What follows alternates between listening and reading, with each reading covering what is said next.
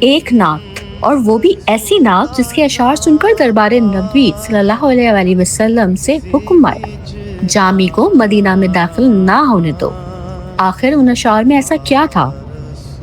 آئیے جانتے ہیں ایک نہایت عجیب و غریب مگر عشق رسول صلی اللہ علیہ وآلہ وسلم سے بھرپور واقعہ جو حضرت مولانا عبد الرحمن جامی رحمۃ اللہ علیہ کے ساتھ پیش آیا۔ حضرت جامی بڑے بلند پایا عاشق رسول تھے۔ ایک بار انہوں نے نبی اکرم کی شان میں ایک نعت لکھی۔ ان کا ارادہ تھا کہ جب وہ حج کی سعادت حاصل کر لیں گے تو مدینہ طیبہ حاضر ہوں گے، روضہ اقدس کے سامنے کھڑے ہوں گے اور یہ نعت پڑھیں گے۔ چنانچہ وہ حج کے لیے تشریف لے گئے۔ حج سے فارغ ہوئے تو مدینہ جانے کا ارادہ کیا، لیکن ہوا یوں کہ اس زمانے کے امیر مکہ کو خواب میں رسول اللہ صلی اللہ علیہ وآلہ وسلم کی زیارت ہوئی۔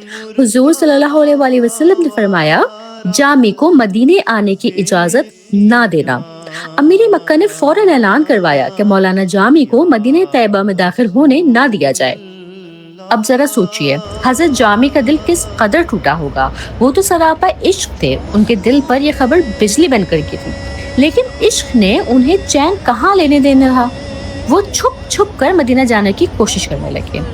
کچھ سیرت نگار لکھتے ہیں کہ وہ ایک قافلے کے صندوق میں چھپ گئے، کچھ نے یہ لکھا کہ وہ بکریوں کی کھال اوڑھ کر ریوڑ میں شامل ہو کر چلنے لگے، لیکن حضور صلی اللہ علیہ وآلہ وسلم کی طرف سے پھر روک لگا دی گئی۔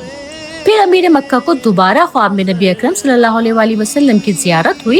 اس مرتبہ آپ نے فرمایا، جامی کو میرے روزے پر ہرگز نہ آنے دینا۔ امیر مکہ نے سخت پہرے لگوا دیے، یہاں تک کہ مولانا جامی کو گرفتار کر کے جیل میں بھی ڈال دیا گیا۔ اب سنیے اصل راز۔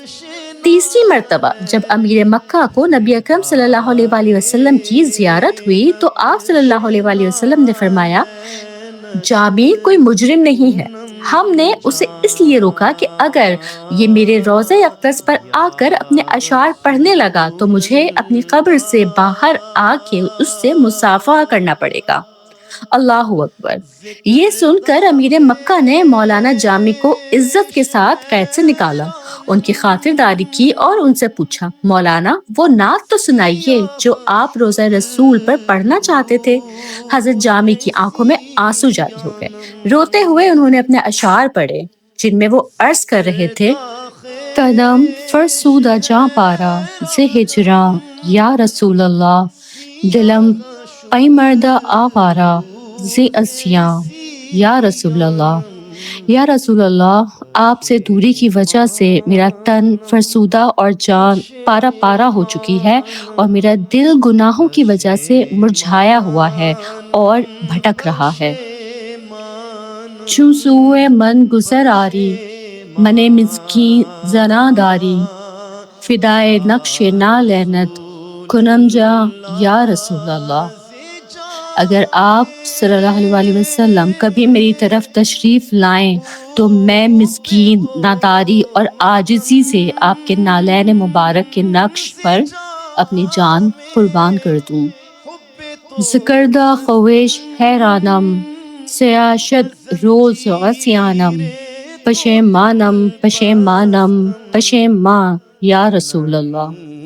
اپنے کیے پر میں حیران و پریشان ہوں، میرے نصیب میرے گناہوں سے سیاہ ہو چکے ہیں، اور اس پر یا رسول اللہ میں پشیمان ہوں پشیمان ہوں پشیمان ہوں۔